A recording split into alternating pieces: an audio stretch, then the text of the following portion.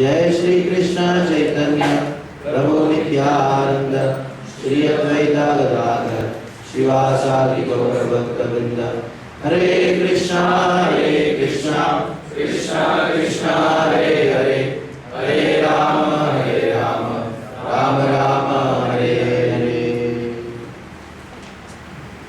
Hare Krishna. Welcome all of you to this Upasana festival. Now, today's topic is quite interesting.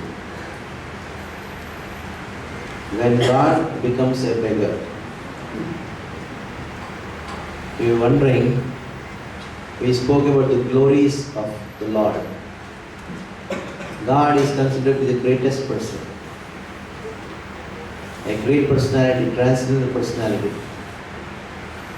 And beggar is a very low class person.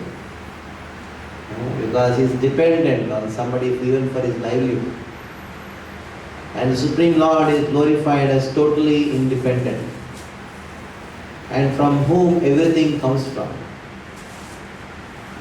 In the Vedic literatures, God has been defined as the source of everything. Yato yayavani bhutani jayante na jatani jivanti yat praliyanti visham vishanti tat vijnanasva tat brahma vijnanasva. You should know or inquire about that person from whom everything comes from. After coming from, everything is maintained because of him. And ultimately, after destruction, everything goes back to him. That is the definition of God. From where everything comes from, that person, can he beggar? How can he become a beggar? Because he possesses everything, he controls everything, and everything is maintained by him, everything exists because of him. And such a person, how can he become a beggar? A beggar begs because he feels that I don't have it, and he doesn't have something, that is why he has to go for begging. And how is it so that God has become a beggar? It's a very, very deep philosophical point. It is so deep that it is no more depth than this particular point of understanding God becoming a beggar. Everybody in this world is actually a beggar. Everybody is going from somebody to other, begging for something or other. Even a rich man begs for something or other. Maybe, for example, there is a rich person, very rich person, multi-billionaire, and he has everything in the world. Whatever he wants, he can just give a call and he can get it. But sometimes he too becomes a beggar. You know when? Say for example, he is a multi-billionaire, but he fell in love with a girl. And now that girl says, I don't want to get married to you. And what he does? He kneels down. Oh, please get married to me. I cannot live without you. Isn't it? He's a multi-billionaire. Whatever he wants in this world he can have, but still, when you are bound with the ties of love, that bondage, the ties of love makes you a beggar. Isn't it? When a rich man, and he is actually the controller, maybe controller of many, many people, because of whom thousands of people, they're maintaining their lives because he's paying thousands and thousands of dollars of salary to them. But he comes home and his son is not studying properly. What does he have to do? I beg you, please study. Isn't it? मेरा इज्जत का सवाल. Don't fail in the examination at least. I beg you. Then it becomes a beggar. So the bondage of love is so strong. Once you lose your heart to someone, because of the strong bondage of love and relationship, and this love which you have given to someone, you have received from someone, makes you or brings you to the position of becoming a beggar. Because in this world,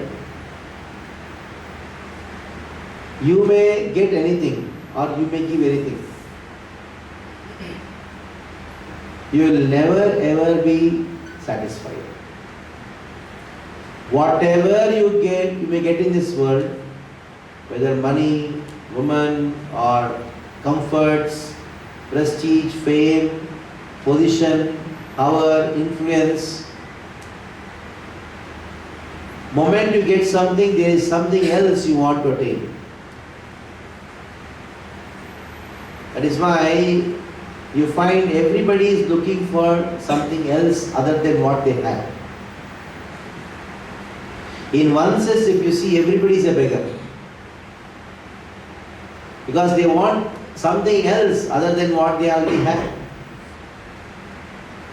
No man in this world is satisfied, no woman in this world, no person in this world is satisfied with what they have. If they are happy with what they have, then why at all they will work hard and try to attain something else? On the other hand, if the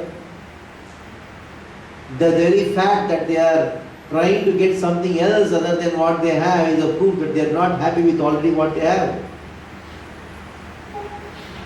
Suppose you want to become a crorepati. Why? Because if I become a crorepati, I will become happy. That is why you want to become crorepati. So you become a crorepati. But after some time you feel, now I should become 10 crorepati, Arabpati. So intelligence is to go and ask a crorepati, are you happy with these crores?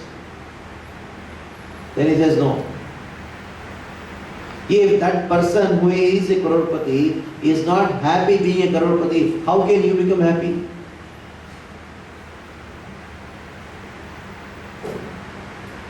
I always give this example. One boy was very, very happy. I told, what is the reason of your happiness? He told me, Roji, I am getting married. I told, why are you so happy about it? He told, Roji, what do you mean? I'm getting married. No, I'm happy for that. Why are you exhausting all your happiness now only? He told, Roji, what are you telling? After marriage, I'll be so happy because I'm getting married to the person whom I wanted to get married to. Everything is set. All great celebrations are going to happen. I told her, is there any guarantee? Oji, why are you talking? I said, don't talk like this, please. I'm having some fear. I told that what is the guarantee? What's the guarantee in that everybody gets married? I told, suppose for example, a new thing comes in the market, you want to buy it. Before buying it, what you do? You do a survey. Whether this is good or not. People are happy with it or not after buying it. Isn't it? So, now you are going to get married with the great expectation that I am going to become happy. You just go and ask 100 people who are already married. Make a survey. I don't know how nobody does it. But you should make a survey. Suppose somebody wants to get married, make a survey of who are already married. So that after getting married or before you get married, your expectation comes down. Then your suffering will be less in future. So one becomes realistic when you do a survey. Some people say, Prabhuji, you always talk about pessimistic things. So here we are not interested in pessimistic things. Neither we are interested in optimistic thing. Neither we should be pessimistic nor optimistic. We should be realistic. So understand the reality of the world is very important. So here the subject matter is, in spite of being anybody in this world, we are always hankering for one thing. That is for love. And when you receive that love, you always want to give something that is love. So this bondage of love is such a powerful thing. It can make anybody into a beggar. Anybody a beggar. And even God is not spared. The principle applies to everyone. The bondage of love makes everyone a beggar. This includes the Supreme Lord. This principle, that bondage of love makes a person beggar, is followed even by Krishna. Is followed even by Krishna. The only a small fragrance of this, or a spark of this principle is found in this world, in the people of this world. A very powerful person, a judge, he can order a person that you are hanged till death. When he comes home,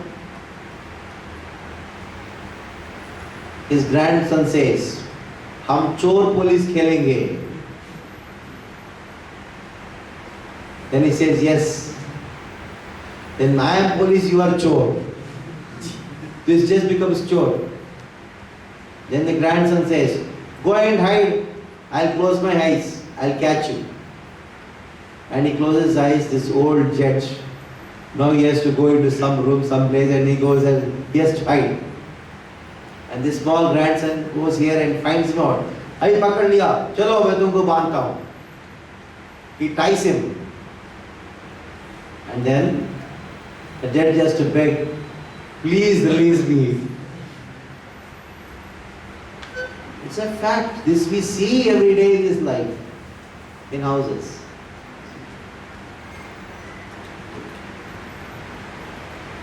Everybody who is bound with this bondage becomes a beggar. Becomes a beggar. A beggar of love. Because the soul is so much thirsty for love that when the soul gets this love, what happens is, the more it drinks the love, the more thirsty the soul becomes for love. In the material world, when you are having thirst, or you are thirsty, if you drink water, the thirst will be quenched.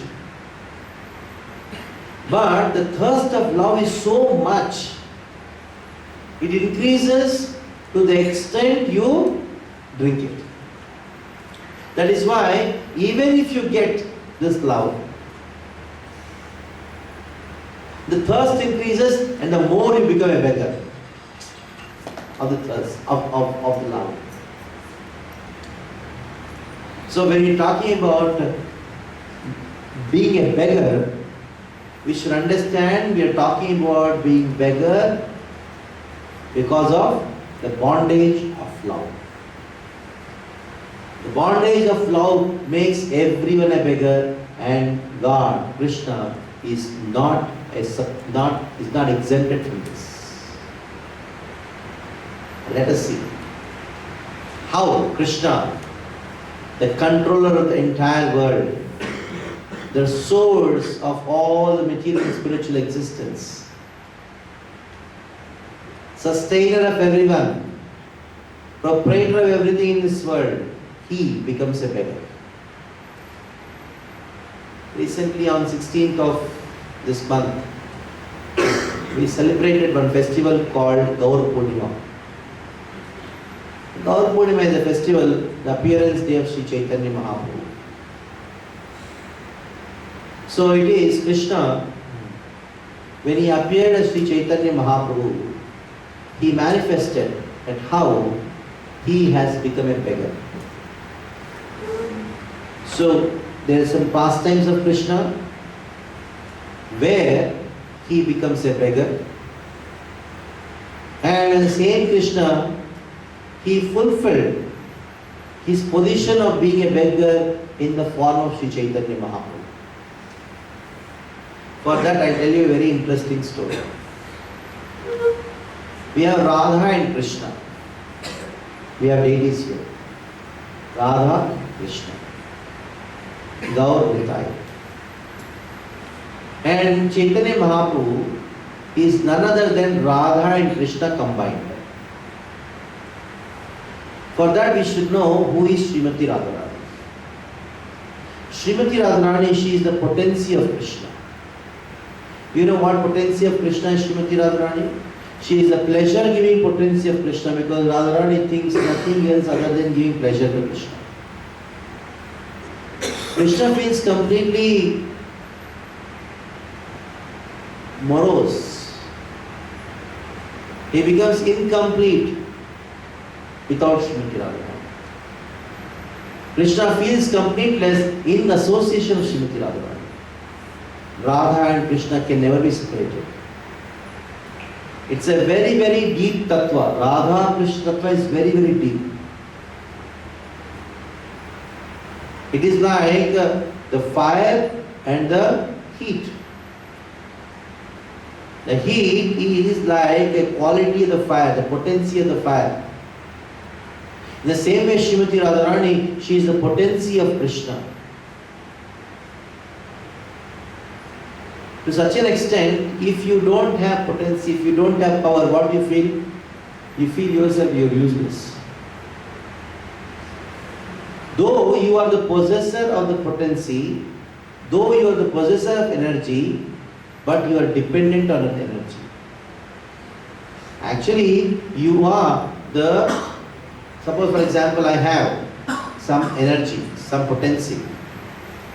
This energy and the potency which I have, though I am the shelter of it, but I am dependent on it. In the same way, Krishna, though he is the shelter of Srimati Radharani, he feels completely dependent on Srimati Radharani. Radharani is dependent on Krishna, but Radharani never feels I am dependent on Krishna, but Krishna feels that. The completely independent Lord, he becomes completely dependent on Srimati Radharani. So once it happened so. Srimati Radharani, she was waiting for Krishna to come so that they can have nice, wonderful pastimes. So Krishna, he did not come for a long time. Then Radharani told Saki, one of the Sakis. She told one of the Sakis, find out where is my Krishna. He has not come for so long. I am waiting and waiting. I cannot wait anymore. If he comes late, I am going to give up my life. Then the Saki sent a duty. Duty means an assistant of a Saki, to find out where is Krishna. She is just a young girl of 12 or 13-year-old Duty. She went and then saw Krishna with some other Saki. And then Duty came and told the Saki here, Vishaka, that Krishna is with some other Saki. He is with Chandravali.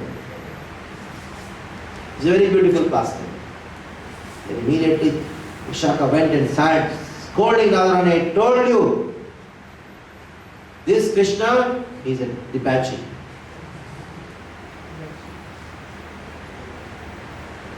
This Krishna, never trust him. It is your mistake that you have loved him. Give up your love for him. He is a very crooked person. Just imagine. Supreme Lord Krishna. And the most dear devotee here, Vishaka, she is scolding Krishna like anything. And then he told that I am going to go out and stand. If Krishna comes, I will never allow him. And in this way Radharani was crying, oh Krishna, what to do? Where are you going to come?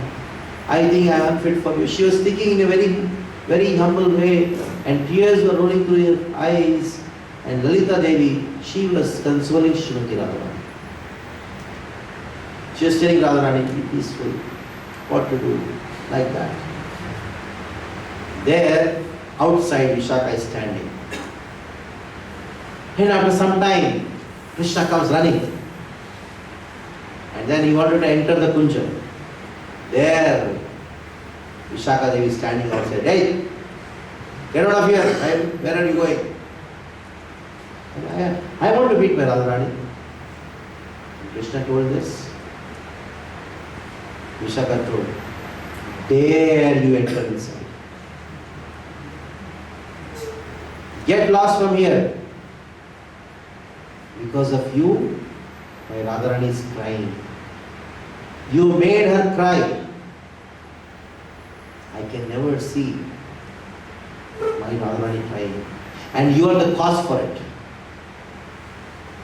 Then Krishna told, that now you don't worry. Once I go inside now, just by looking at me, she will become very. And she is my beloved. Because she is eager to see me. And Krishna told this thing. Vishaka was so angry. What are you saying? Radharani is eager to see you. She is not eager to see you. No, go. You are such a big hero or what? You comes and she becomes happy. You made my Radharani cry, isn't it? That is the time Vishaka Devi cursed Krishna. You made my Radharani cry, I curse you that you will cry. And you will cry and cry and cry and then go on and become a beggar. A beggar of love.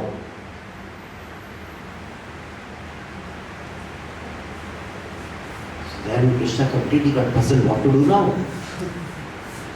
Now I am cursed to become a beggar. At the time, Krishna was completely morose.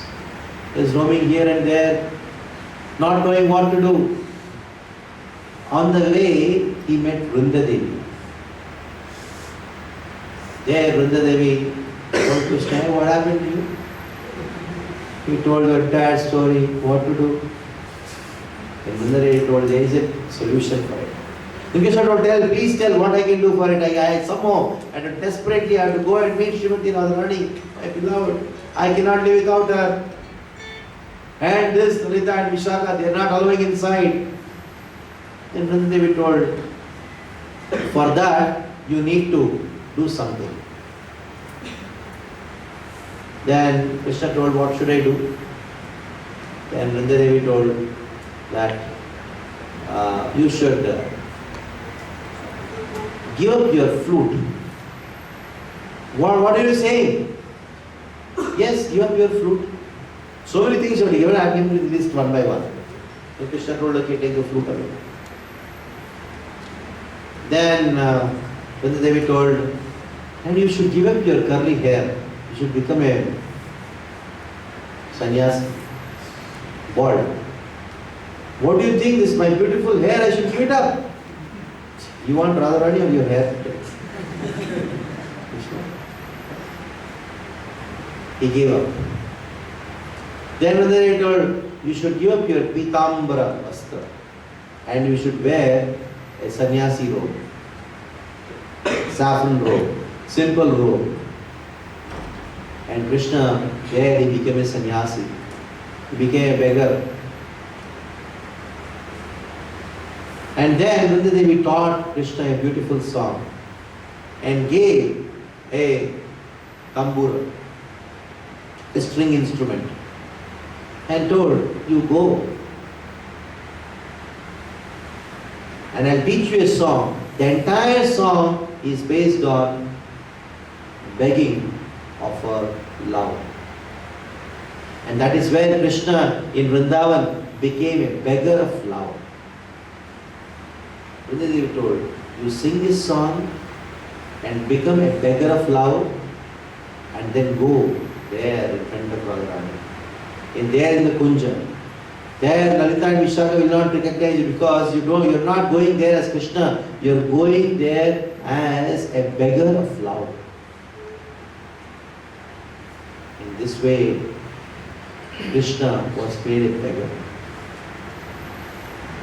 He is known as Prema, Bhikhari. He is totally independent. But what made him a beggar? The bondage of love. That made him a beggar. The same form of Krishna appeared many years back as Sri Chaitanya Mahaprabhu. Chaitanya Mahaprabhu, who is actually Krishna in the mood of Srimati Radharani, constantly was crying and searching out, oh, where is Krishna? Where is Krishna? Where is Krishna? So, this story what I told is regarding Krishna becoming a Prema Bhikhari. Do you think Krishna loves only Srimati Radharani?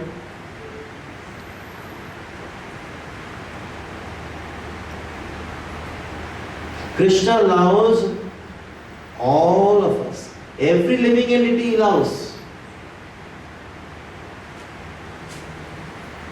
Now, the same Krishna,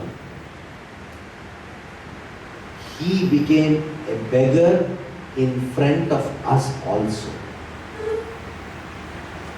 Because he is bound by the love for every living entity.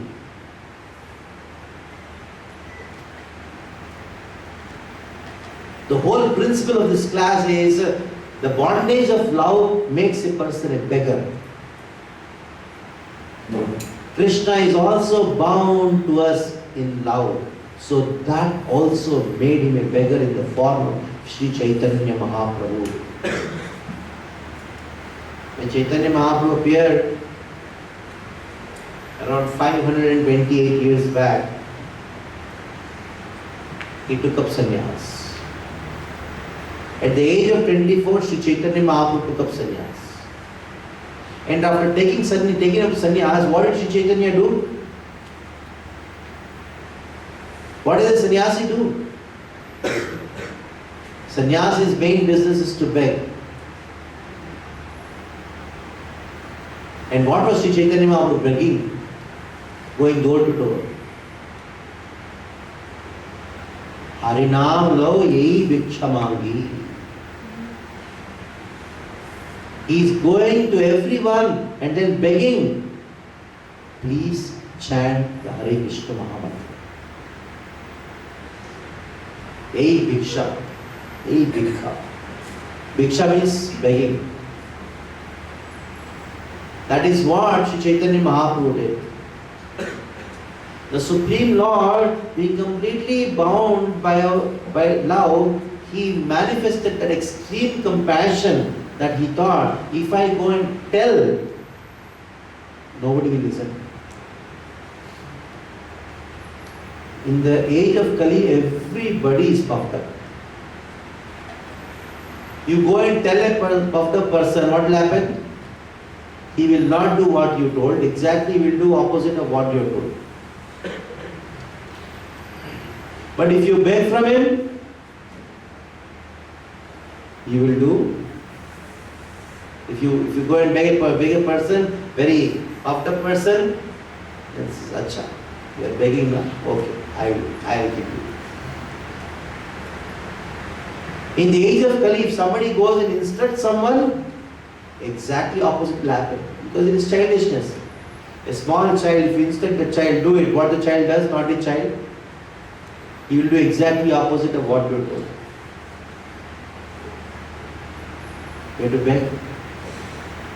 So spiritually, people are so much downtrodden in the age of Kali, and they're so much forgotten the Supreme Lord, but still, out of great love, the bondage of love which he has to the living entities, Supreme Lord Krishna, he appeared as Chaitanya Mahaprabhu, took up sannyas, and then he is manifest in front of us as a beggar. He is asking every one of us, please chant names of Krishna. Please chant the Hare Krishna Mahamantra with great sincerity. That is a begging which the Lord is doing in front of us, coming to us. Just imagine, in this world, how many people are there who think of our benefit? How many people are there who really benefit us, give some benefit to us? How many people are there who give us some benefit even though you don't ask for it? There may be somebody who may think of your benefit. There may be somebody who may do some benefit to you, give some benefit to you. There may be somebody who may benefit you without you asking for it. But have you ever found a person who wants to give you benefit even though if you don't want it? That is Sri Chaitanya Mahaprabhu.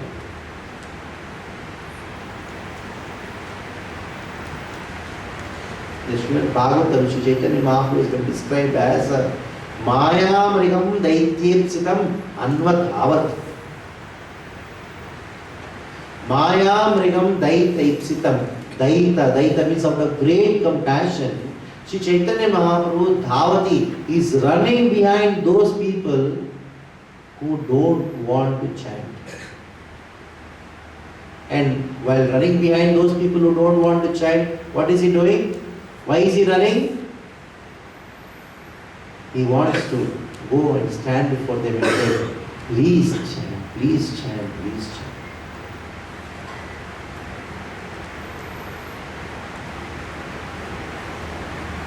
See, a beggar comes and asks you something, you feel very compassionate and give something.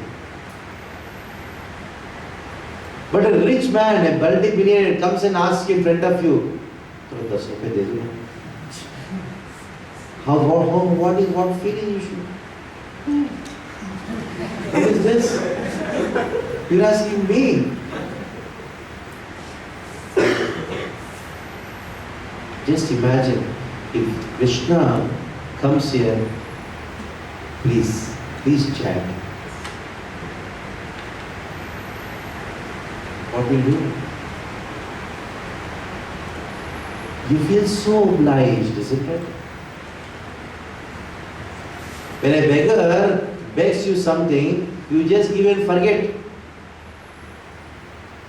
But a very elderly person, very rich person, he comes and begs from you. You will not only just do what he has asked for, what you do? You feel very much obliged. Just imagine, who am I? And who is he? He is coming and begging from me. If you become so obliged, so that is what we are supposed to do. Supreme Lord Krishna. Actually, Krishna doesn't require us. We are those who require him. But we have become so foolish that we have forgotten Krishna. And we say we don't want him. But in spite of that, Krishna came as Chaitanya. And how did he come in the form? In what form he came? He came as a beggar. And what is he begging? Is he asking anything? He's just asking us to chant the Hare Krishna Mahamantra sincerely. And still, we say no. That is a problem. Chaitanya Mahaprabhu wants to give mercy to us. But still we say no. As a small baby, the mother wants to feed nice, wonderful thing, nourishing things so that the baby will grow up very nicely with great expectations. But the baby says no. Our mind has become so stubborn that we say no. Even when God Himself comes in front of you as a beggar and begs you, please chant.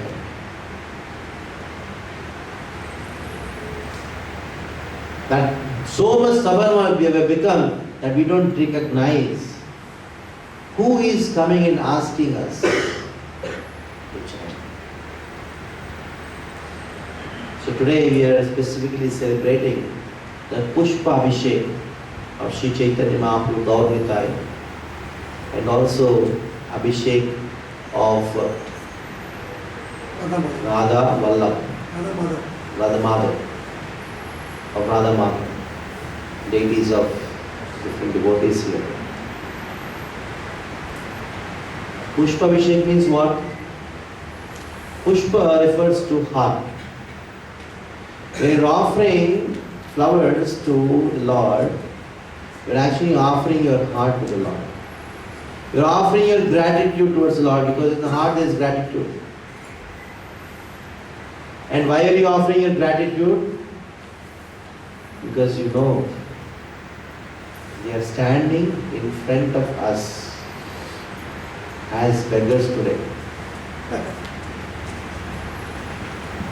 And that is why you are very much having gratitude. Why you should have gratitude as beggar? Because he is not a beggar, still he has accepted the position of a beggar. He is the topmost benedictor. The topmost benedictor has become the topmost beggar. That is why we show gratitude.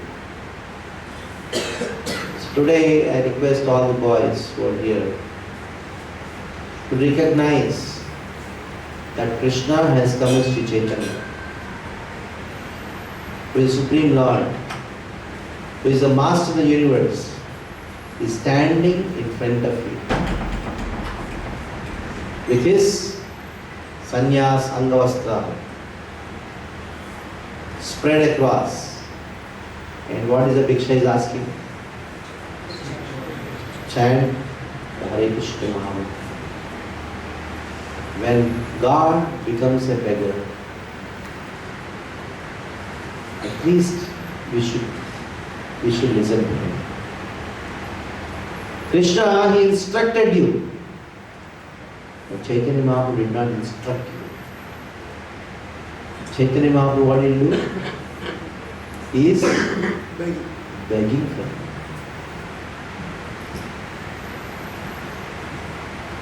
So at least our heart should melt and then take up this process of the chanting of the Hare Krishna Mahamantra very seriously. Srila Prabhupada, following the footsteps of Sri Chaitanya Mahaprabhu, he also became a sannyasi, a beggar. And Srila Prabhupada used to say, I beg you. Following the footsteps of Sri Chaitanya Mahaprabhu's disciples, when they talk to their disciples, when they talk to different devotees, they always say, I beg you. There is a sign of great humility which has been established by Sri Chaitanya himself, the Supreme Lord himself. So we have to carry the same attitude further.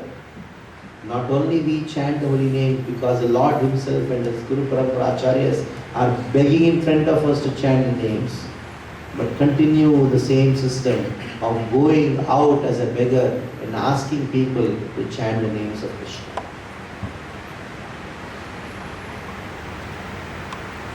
That is why we should not only chant because Krishna has begged us to chant, but also become a representative of that beggar.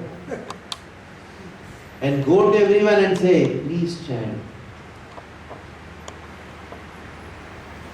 Not only just go and ask others to chant, but also ask others to make others chant. By begging in front of them. So, many of you here are chanting Hare Krishna Mahamantra. Some are chanting 16 rounds of the Hare Krishna Mahamantra. Some of you are chanting 12 rounds of the Hare Krishna Mahamantra. Some of you are chanting 8 rounds of the Hare Krishna Mahamantra. I request those of you who are chanting 12 rounds to chant 16 rounds of the Hare Krishna Mahamantra. And those of you who are chanting 8 rounds should chant at least 12 rounds of the Hare Krishna Mahamantra. Those who are chanting 4 rounds should chant 8 rounds from today. Those who are chanting 2 rounds should chant at least 4 rounds. Those who are not chanting should start at least 2 rounds of the Hare Krishna Mahamantra. So this is what is Chaitanya Mahaprabhu asking. So we feel something, at least something in the corner of the heart. We'll start doing it great sincerity. This chanting. Those who are already chanting 16 rounds, they should feel that I should also make others chant and chant my 16 rounds very nicely and properly.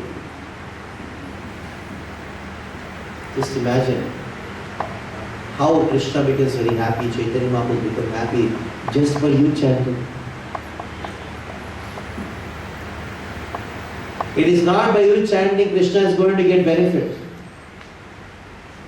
He becomes happy. He feels so much successful. Srila Prabhupada feels so much happy and feel so much successful when you chant.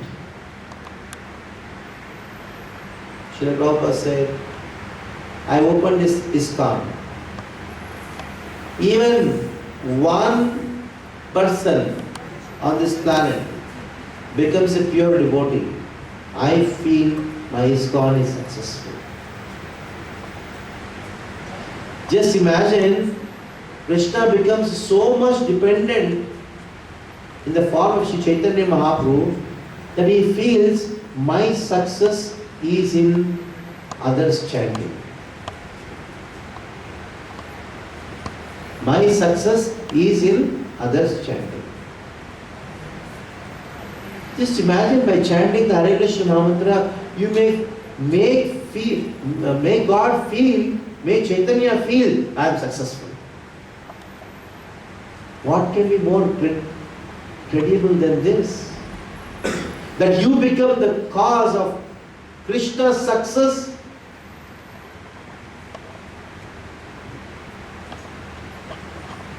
It is something unimaginable. The vision of Sri Chaitanya Mahaprabhu is to make everybody chant. And if you chant, you make Chaitanya Mahaprabhu's mission successful. Chaitanya feels that I am successful now.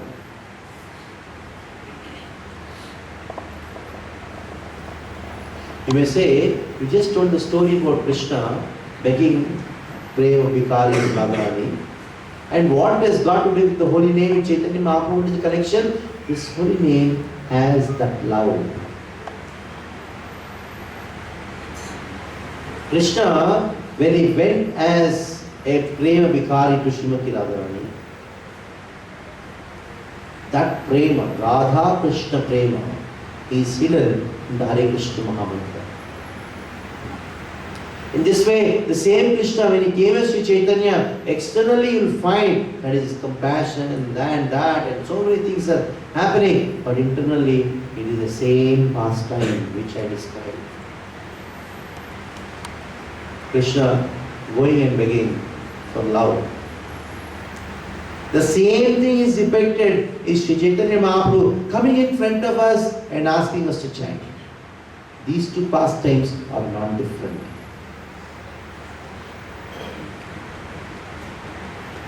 That means the conclusion is, by chanting the Hare Krishna Mahamantra, we are participating in the pastimes of Krishna. Because the Hare Krishna Mahamantra is nothing but the nectar of love of Krishna. Krishna Prema is there in the Hare Krishna Mahamantra. Just by chanting it, you are there in the pastime, which is the highest in transcendence.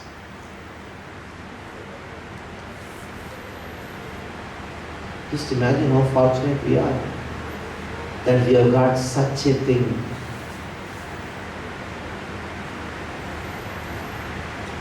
So I request, I beg from all of you, please chant.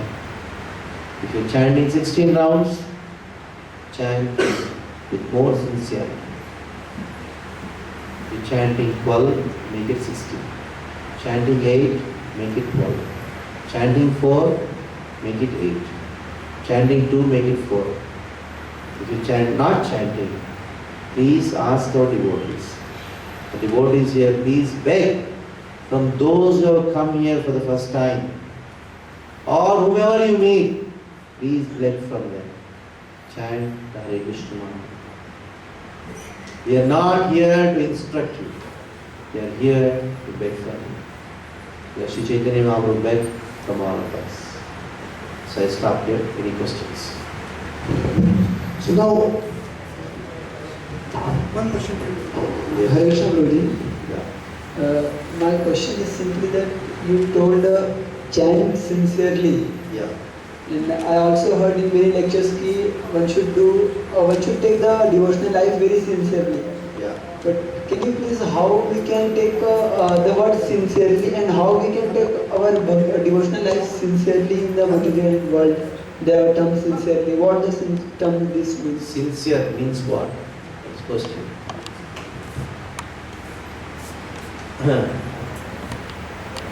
Sincerity means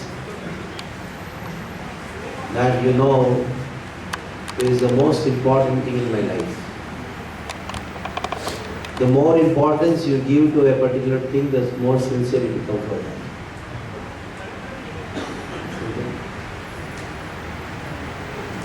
The more you give importance to chanting Hare Krishna Mantra, the more sincerity. If you give more importance, that means you consider that to be a priority. Rest are all secondary. First I'll chant and do anything else. That is called sincerity. That means you give priority to this thing and not to other things. First is and then others. So that is called sincerity. Any more? Yes.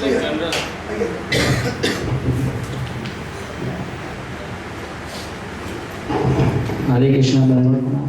It's a pleasure to hear. Hearing from you. We want to hear more about 15 minutes about Srila Prabhupada, which can inspire us.